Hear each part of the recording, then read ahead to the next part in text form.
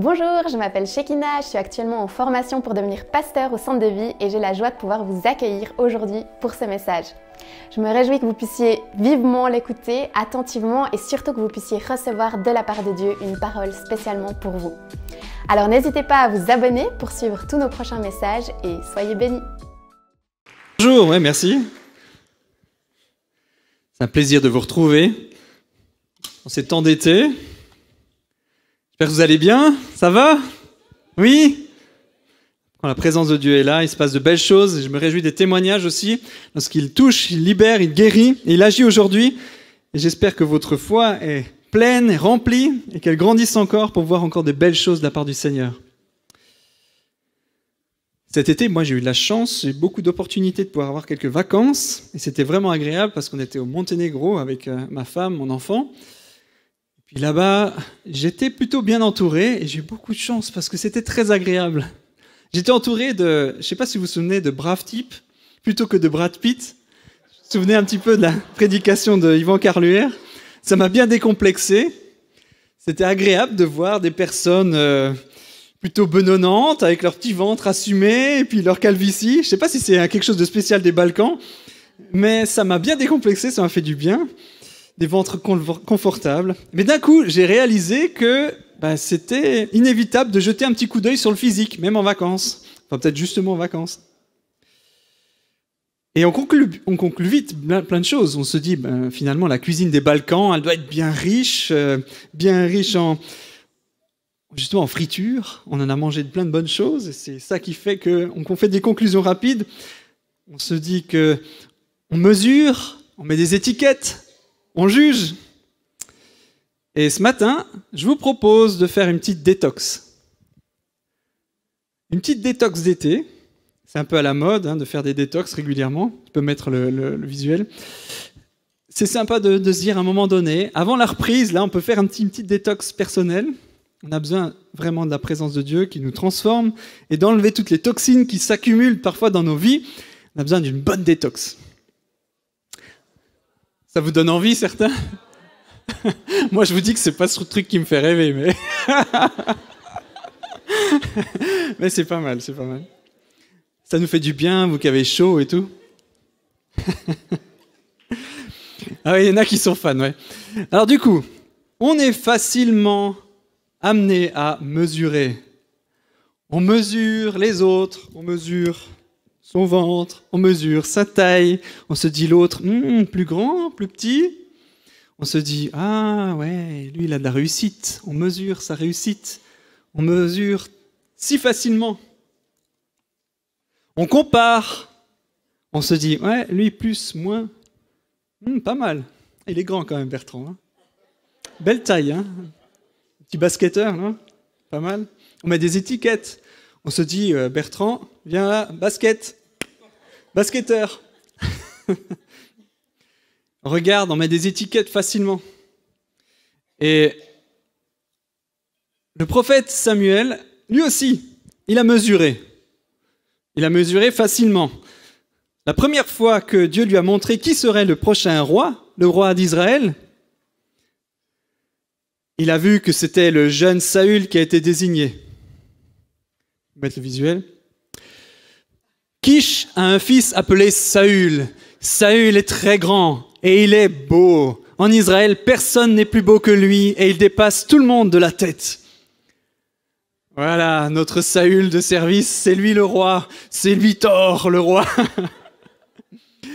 Alors Saül, il était là, il imposait de sa personne, de qui il était, et puis Samuel s'est dit, voilà, c'est lui le roi. Dieu l'a désigné comme onction, il s'est dit, voilà, du coup le critère pour être roi, c'est être grand, beau, fort, dépasser tout le monde, et voilà les critères.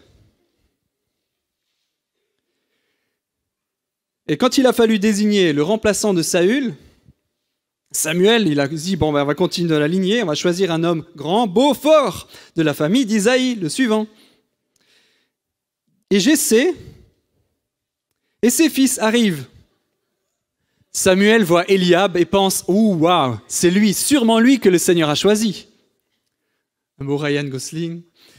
Mais le Seigneur lui dit, cet homme est beau et il est grand, oui. Mais ce n'est pas lui que j'ai choisi. Je ne juge pas comme les êtres humains. Les gens font attention à ce qui se voit, mais moi je regarde au cœur.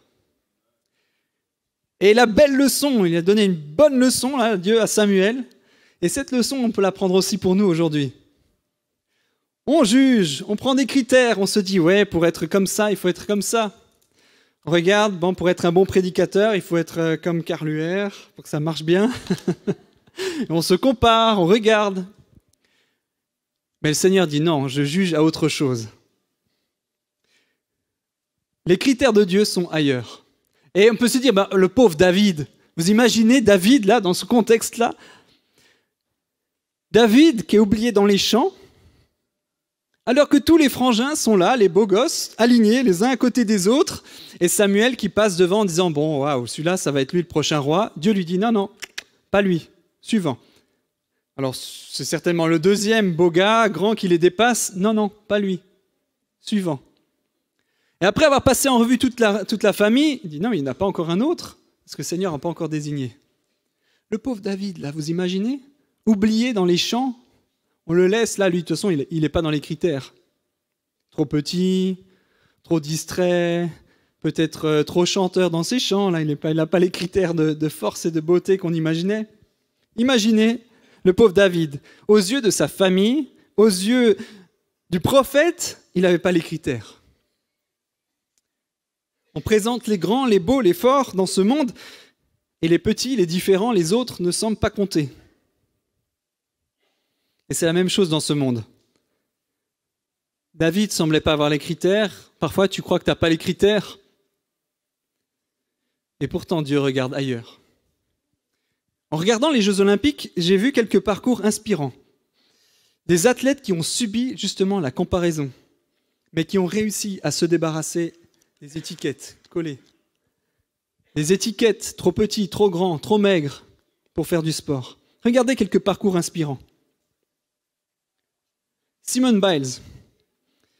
Elle est bien plus petite que la moyenne des gymnastes. Elle mesure seulement 1,42 m. Sa taille ne correspond pas à l'image typique d'une gymnaste, mais elle utilise sa stature à son avantage, exécutant des mouvements complexes avec une puissance et une précision incroyables. Vous avez vu comment elle fait, c'est incroyable.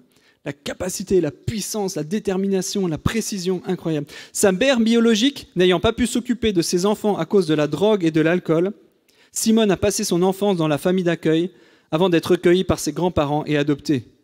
Vous imaginez les étiquettes ? Indigne, rejeté, parents dysfonctionnels. Les étiquettes sont grandes sur sa vie. Qu'est-ce qu'on peut miser sur quelqu'un comme ça, dont le parcours de vie semblait tellement aller vers le mur? Et pourtant, elle a réussi à passer au-delà de tout ce qu'on a pu dire sur sa taille, sur son physique, tous les freins des hommes, des personnes qui ont dit « tu n'es pas capable, tu n'as pas le critère pour y arriver ». Mais à force de détermination et d'envie d'aller de l'avant, elle a réussi à se détacher des étiquettes pour remporter des prix incroyables. Un autre, vous avez vu ce Noah Lyles, médaille d'or aux 100 mètres, là, 6 fois champion du monde. J'ai de l'asthme, des allergies, une dyslexie, un déficit de l'attention, de l'anxiété et je souffre de dépression. Je vous assure que ce dont vous souffrez ne définit pas ce que vous pouvez devenir. Incroyable, inspirant. Un gars comme ça qui souffre de l'asthme et qui court le 100 mètres, je me dis, mais ouais, waouh, l'étiquette, elle est belle quand même. Asthmatique. Disqualifié, asthmatique. Et pourtant, un gars comme ça ne s'est pas laissé définir par ce que les autres ont dit, mais ont été capables d'aller au-delà et d'aller jusqu'au bout et de remporter des prix. Quel personnage inspirant. On peut aller au-delà du sport, bien sûr, mais si encore dans le sport. Un suivant. Vous ne connaissez peut-être pas Muggsy Bogues, mais lui, c'est un joueur de la NBA, un super bon joueur de la NBA, 1m60. 1m60. C'est pas Bertrand. 1m60. Le gars, il impressionne. Vous voyez la taille des gars à côté ? Impressionnant. Le plus petit joueur de la NBA du championnat du monde, et il a réussi à vraiment... D'ailleurs, il a le meilleur pourcentage au tir des 3 points. Incroyable, le gars. Disqualifié pour le basket, vous imaginez, 1m60, pas possible. Et pourtant, il a continué, il a persévéré, et il a développé son art jusqu'à permettre vraiment d'être au meilleur, au top niveau. Inspirant. Les étiquettes n'ont pas défini qui il était. N'oubliez pas, Albert Einstein, ce qu'on a dit de lui à l'école, échec scolaire, retard de langage. Si on s'arrêtait là-dessus, tous ceux qui sont en échec scolaire, il y a de l'espoir. Amen. Retard de langage, échec scolaire, on lui a dit, il n'arrivera à rien ce gars. C'est incroyable quand même. Incroyable ces parcours de vie. Le monde cherche à te définir, à dire tu n'es pas dans la case, tu n'es pas dans ce qu'il faut. Et pourtant, il y a quelque chose de bien puissant qui peut se développer si on est capable de s'en affranchir. Walt Disney, j'aime bien. Nombreuses faillites licenciées pour manque d'imagination. Alors celle-là, elle est incroyable. Manque d'imagination pour Walt Disney. Génial quand même. Licencié en plus. Des gars comme ça où tu leur dis mais disqualifiés pour faire de l'animation, disqualifiés pour faire ce genre de choses. Et pourtant, à force de se dire c'est pas ça qui va définir qui je suis, c'est pas ce que les autres disent qui définissent qui je suis, mais je vais y avancer et je vais persévérer. Incroyable ces parcours. Arrache tes étiquettes. Arrache ce que les autres ont dit sur toi. Ne laisse pas les autres définir. Mauvais, roux, moche, voilà ce qu'on m'a dit. Poil de carotte, t'es moche, t'es nul. Toutes les étiquettes qu'on peut mettre sur toi. Tu es dans ton déficit, tu es mauvais à l'école. Il y a tellement de phrases qui ont pu être dites sur ta vie et qui veulent te freiner et t'empêcher d'être dans ton plein potentiel. Aujourd'hui, peut-être le Seigneur veut enlever des étiquettes qui ont été mises sur ta vie. Tu as des œuvres que Dieu a préparées pour toi. Ne te laisse pas disqualifier par ce monde, parce que les critères du monde, ce que les autres voient. Ne te laisse pas mettre dans une boîte, mais secoue tes étiquettes, enlève tout ça. Et laisse-toi définir par Dieu seul, qui sonde les cœurs. Dieu a choisi les choses faibles du monde pour couvrir de honte les fortes. Ça, c'est une prophétie que j'ai reçue pour nous, Centre de Vie. C'est une prophétie que je garde précieusement dans mon cœur parce qu'elle a d'abord travaillé. Elle dit non, je préfère avoir des gens forts, intelligents, super compétents, super riches et avoir une église pleine de prospérité aux yeux du monde. Non, le Seigneur a enlevé ça et m'a dit non, c'est avec les choses simples du monde.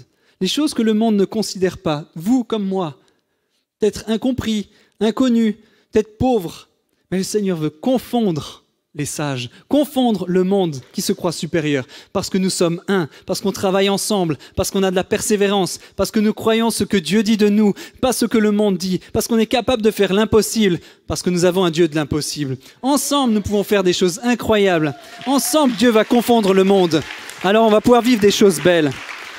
Aujourd'hui, c'est le moment d'enlever tes étiquettes, ce qu'on a dit de toi.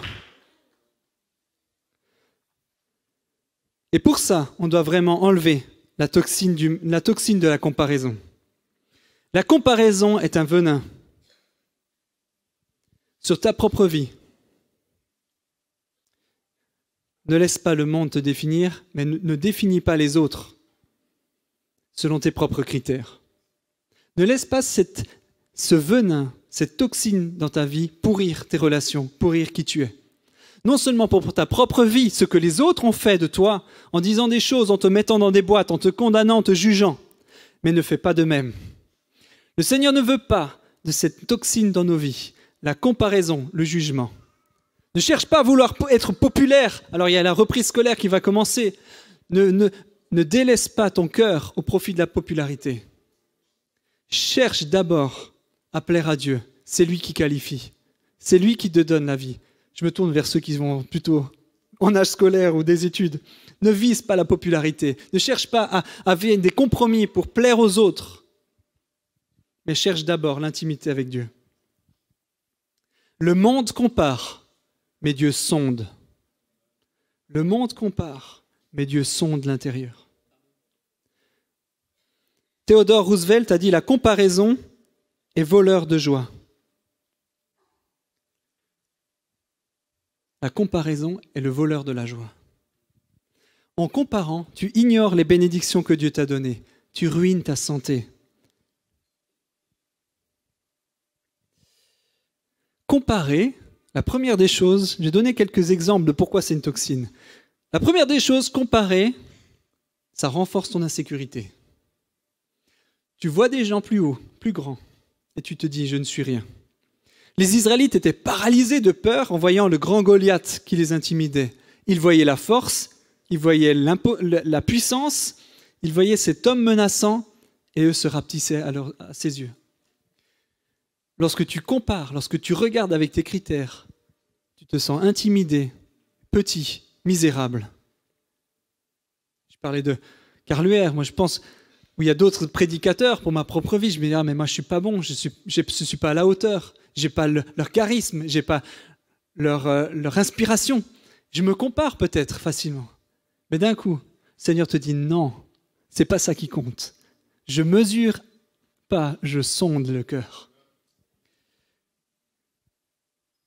L'insécurité nous fait sentir inférieurs aux autres, ça nous isole et ça nous empêche d'exercer nos dons. Nous ne devons pas considérer les autres comme des obstacles à nos promesses. Si tu admires constamment des corps musclés, tu vas te sentir rachitique. Si tu baves devant la luxueuse vie des célébrités, tu vas te sentir minable et pauvre. Si tu idéalises les gens célèbres ou certains métiers, tu vas te sentir insignifiant.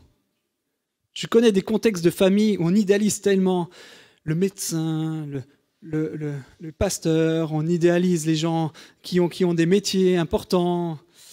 Et d'un coup, tu te sens inférieur si tu as un métier différent, si tu choisis une voie différente. Il y a des cultures de famille, on idéalise des postes et des personnes. Et ça te condamne, ça te rend insignifiant, tu as l'impression d'être nul, de ne pas satisfaire, de pas correspondre au modèle. Les millénials sont les premiers à avoir la foi que Dieu va faire des choses extraordinaires pour leur vie, mais ils ne savent pas quoi. Mais tu ne vas jamais découvrir ce que Dieu t'appelle à faire si tu passes ton temps à regarder ce que les autres font. Ne regarde pas l'accomplissement des autres. Regarde à Jésus qui te rend capable. Cherche en lui les ressources. Cherche en lui ce qu'il a prévu pour ta vie. À force de scroller, à force de comparer, à force de voir les autres, tu vas te sentir minable, inutile, incapable. Tu vas te sentir que ta vie ne vaut pas la peine d'être vécue. Pourquoi il y a tellement d'insécurité? Pourquoi il y a tellement de dépression auprès de cette génération qui vient? Mais c'est qu'à force de mettre un standard, de comparer, de montrer un idéal, tu te sens nul et inutile. Mais le Seigneur veut te redonner de la valeur. Regarde à autre chose. Choisis autre chose. Deuxième effet de la comparaison, ça peut nous conforter dans l'orgueil. C'est l'autre effet. Pour d'autres ou dans d'autres domaines, c'est plutôt le sentiment d'être supérieur qui peut te remplir lorsque tu regardes aux autres. Ah, je suis bien mieux que lui. Souvenez-vous, Jésus, quand il a parlé du pharisien, il dit « Oh, regarde comme je prie, comme je jeûne. Regarde comme je suis beau, comme je suis bon. Regarde comme je fais bien les choses. Je suis tellement supérieur. Et regarde ce pêcheur-là, ce collecteur d'impôts. Moi, je suis tellement mieux. » Et parfois, on peut avoir ce petit sentiment d'être supérieur aux autres, à force de se vouloir regarder. Ah, lui, c'est bien, lui, il a un bon niveau, mais moi, tellement mieux. Moi, je prie plus. Moi, je jeûne plus. Moi, je suis plus intelligent. Moi, je suis plus fort. Et ça peut renforcer notre orgueil. Comparer, c'est un poison. J'aime bien cette citation de C.S. Lewis.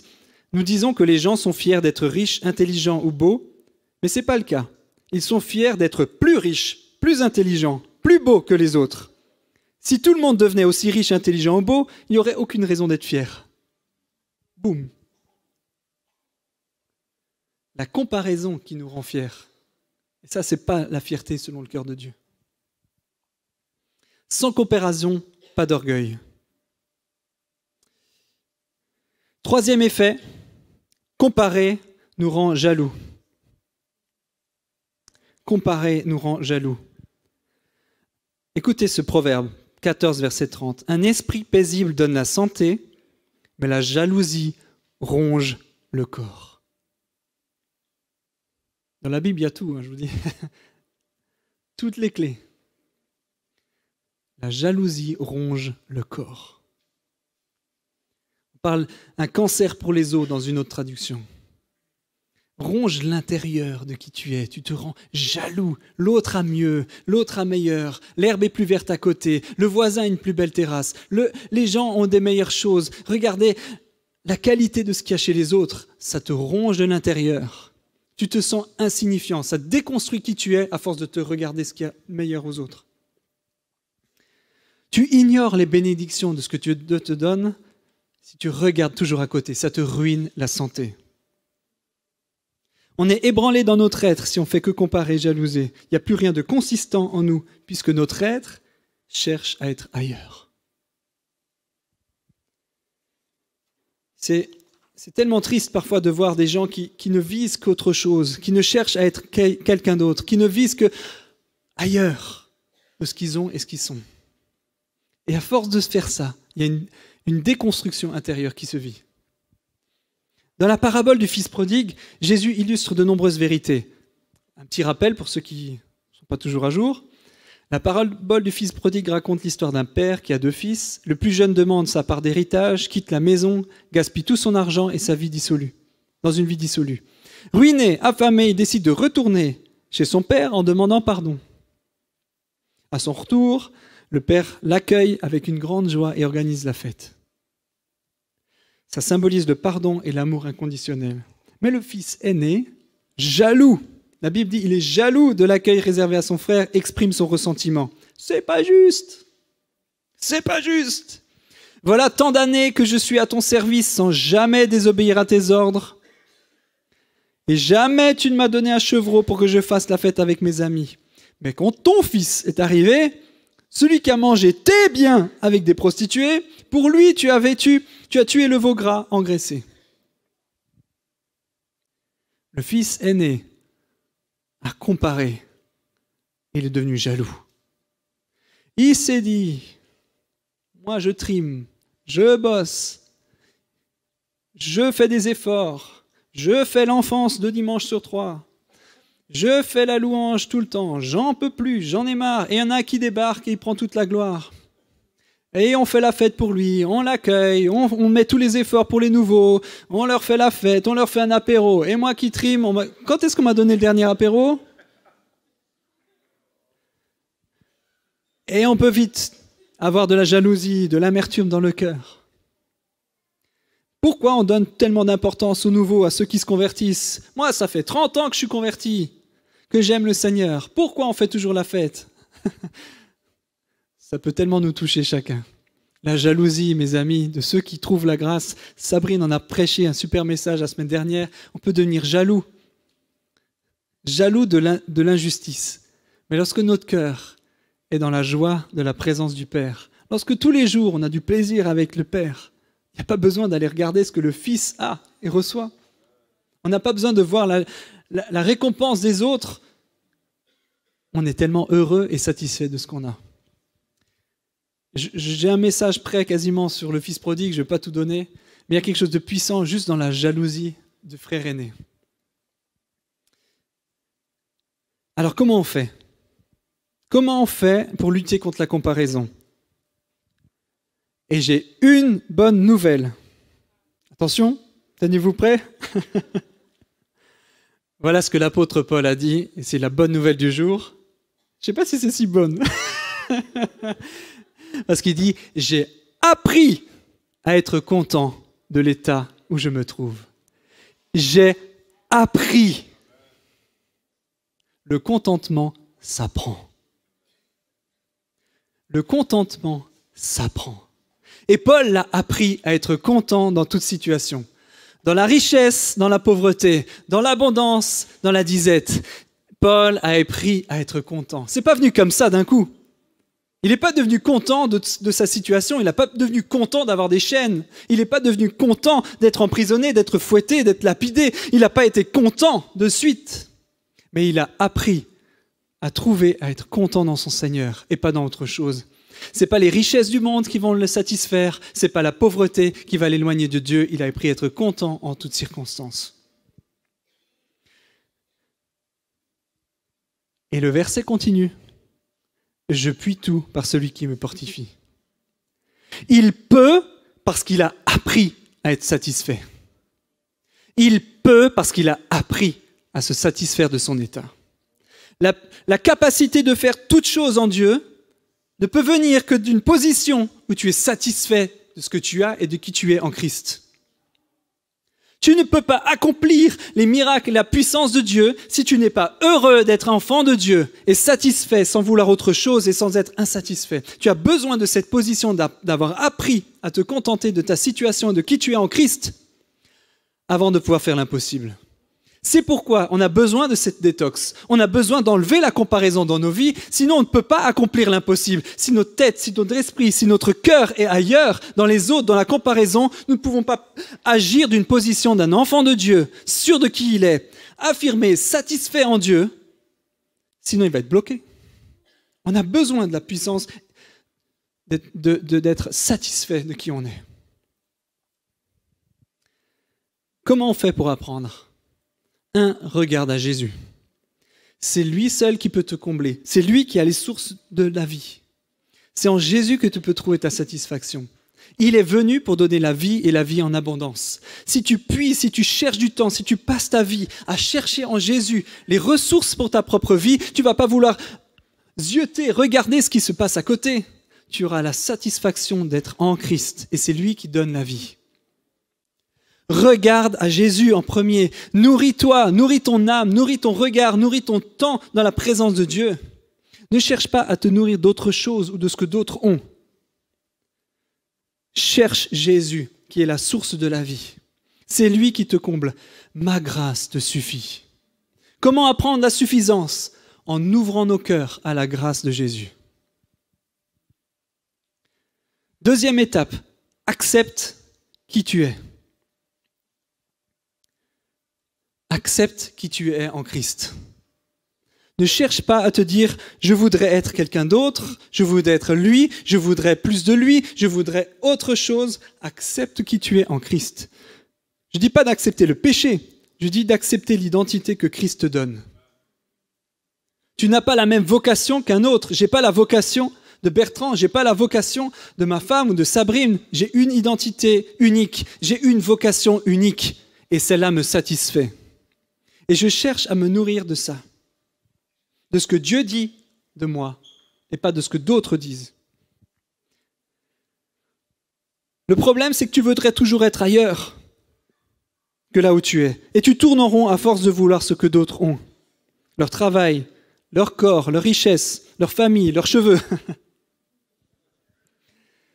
À force de vouloir être quelqu'un d'autre, tu perds ce que tu es.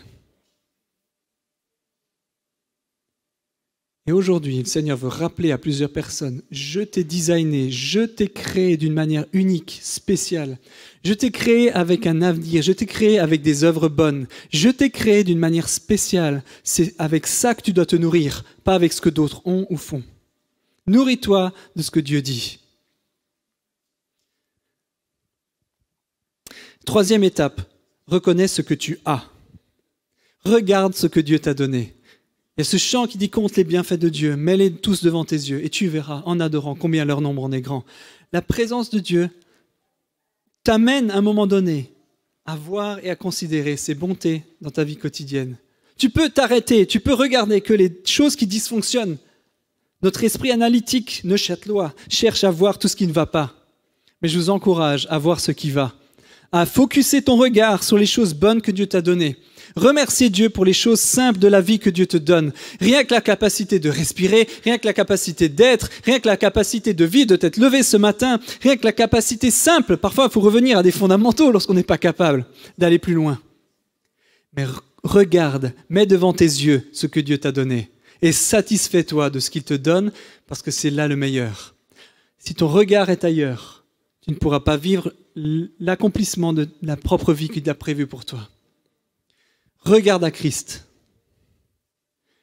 Reconnais ce que tu as. Centre de vie, comme Paul, apprenons à être satisfaits. Apprenons à être heureux de ce que Dieu nous a donné. Je suis tellement fier et heureux de qui nous sommes, de l'Église qu'on est. Je suis tellement fier de chacun de vous. qui progressaient et on progresse ensemble à la stature de Christ. On veut grandir, bénir le Seigneur dans qui on est.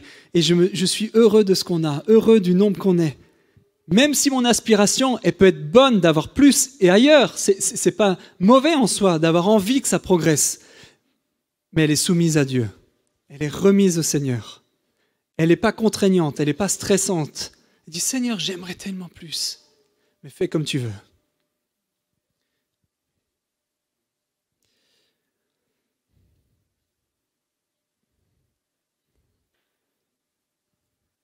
Apprenons la détox ce matin. Peut-être que ce matin, tu as passé du temps à te comparer aux autres et tu n'arrives plus à vivre le contentement, à trouver la paix intérieure. Peut-être tu peux venir, Alex. Et j'aimerais juste qu'on prenne un temps. Il y a deux éléments dans ce que j'ai essayé de donner ce matin. La première partie, c'est ce qu'on a pu subir, les étiquettes, les jugements des autres. Et peut-être qu'aujourd'hui, le Seigneur veut t'amener à enlever des étiquettes, à arracher des jugements des autres, des boîtes dans lesquelles on t'a mise. Et aujourd'hui, Dieu veut faire sauter des jugements, des condamnations, des paroles, des choses qui sont limitantes dans ta vie. Peut-être que la comparaison d'autres sur ta propre vie t'ont limité et t'ont bloqué. Et aujourd'hui, Dieu veut faire sauter ça. Dieu veut te donner vraiment une identité nouvelle. Dire non, ce n'est pas ce que les autres ont dit qui définit qui tu es. C'est ce que moi je dis, dit l'Éternel. C'est ma destinée, c'est mon appel. Je t'ai créé, je t'ai modelé, je t'ai façonné, je t'ai voulu, je t'ai aimé et je t'ai destiné à quelque chose. Et c'est ça qu'il faut retrouver ce matin, peut-être pour certains d'entre nous. Trop de choses qui t'ont condamné, qui t'ont freiné, des paroles qui t'ont dites dans des fratries, t'es la petite dernière, t'es le petit dernier, on compte pas sur toi. Des paroles qui t'ont dit t'es trop nul à l'école, tu vaux rien, ou t'es trop grand pour faire du sport, t'es incapable, ou il y a des choses, des paroles qui ont été limitantes dans ta vie. Mais aujourd'hui, comme ces athlètes qui ont réussi à passer au-delà, moi je t'encourage pas seulement à avoir une force intérieure, mais à la puiser en Christ qui définit qui tu es. Fais sauter ces barrières, ces limitations. Et d'un autre côté, Dieu t'amène à vivre vraiment une détox personnelle et collective. Je ne veux pas de comparaison. Je ne veux pas que la comparaison soit dans ma vie et dans mon église. Je ne veux pas que ça définisse qui je suis, que ça pourrisse nos relations, ça pourrisse ma propre vie, en me disant celui-là il est mieux, celui-là il a autre chose, peut-être qu'il a des meilleures choses, peut-être que ça sera mieux ailleurs, peut-être que... Ne compare pas. Viens puiser en Jésus ta satisfaction. Viens être heureux de ce que l'autre a et bénis-le pour ce qu'il a. Ne cherche pas à comparer.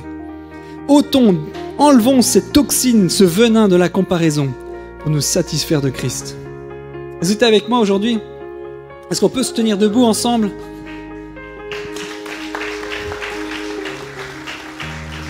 C'est pour moi, c'est pour nous, c'est pour tous. Je veux progresser là-dedans et je veux apprendre, moi aussi, à être content et satisfait de ce que Dieu me donne, en toutes circonstances. Alors s'il y a vraiment des personnes pour qui c'est vraiment important d'être transformé aujourd'hui, d'avoir ces limitations, ces choses, ces blocages, ces paroles condamnantes dans leur vie, je vous encourage vraiment à faire un pas et on va prier pour vous. Peut-être qu'il y a des paroles de connaissance, des paroles d'encouragement, des paroles prophétiques qui vont enlever des étiquettes sur ta propre vie et redire ce que Dieu dit de toi. Alors viens, approche-toi, viens ici sur ma gauche. On veut vraiment briser cela au nom de Jésus. Pour que tu puisses entrer, libérer, que tes étiquettes tombent aujourd'hui, que les boîtes soient brisées au nom de Jésus aujourd'hui. Et je prie, on va prier avec des équipiers pour briser ça au nom de Jésus. Et puis d'un autre côté, si tu veux dire, je ne veux pas de la comparaison dans ma vie, je veux me satisfaire de Jésus, alors je t'encourage aujourd'hui à faire cette prière avec moi. Seigneur Jésus, tu es mon tout. Je veux me satisfaire de toi. Parce que tu as les sources de la vie. Je ne veux pas chercher à me comparer. Je ne suis ni meilleur ni moins bon. Mais je veux être ce que tu as désigné pour moi. Je veux entrer dans ton appel. Pas celui de mon voisin. Pas celui de mon frère. Je veux être dans ce que tu veux que je sois. Et faire ce que tu veux que je fasse. Je veux te plaire, pas condamner les autres, pas juger les autres, mais être un homme et une femme qui bénit. Amen. Manifeste-toi, Seigneur. Et je prie pour ceux qui sont avancés, pour qui il y a eu tellement de condamnation, tellement de phrases qui ont pu limiter, bloquer, condamner. Seigneur, aujourd'hui, fais ton œuvre. Je prie que tu libères une parole prophétique, une parole de vie, une parole de destinée, et que tu brises les paroles négatives, la comparaison, ce qui a bloqué et limité dans leur vie. Je déclare une saison nouvelle, un avenir et de l'espérance sur leur vie. Que les étiquettes tombent aujourd'hui et que la vie de Jésus jaillisse dans leur propre vie. Plus de condamnation, plus de boîtes, plus de jugement, mais une pleine assurance de leur avenir en Christ, au nom de Jésus.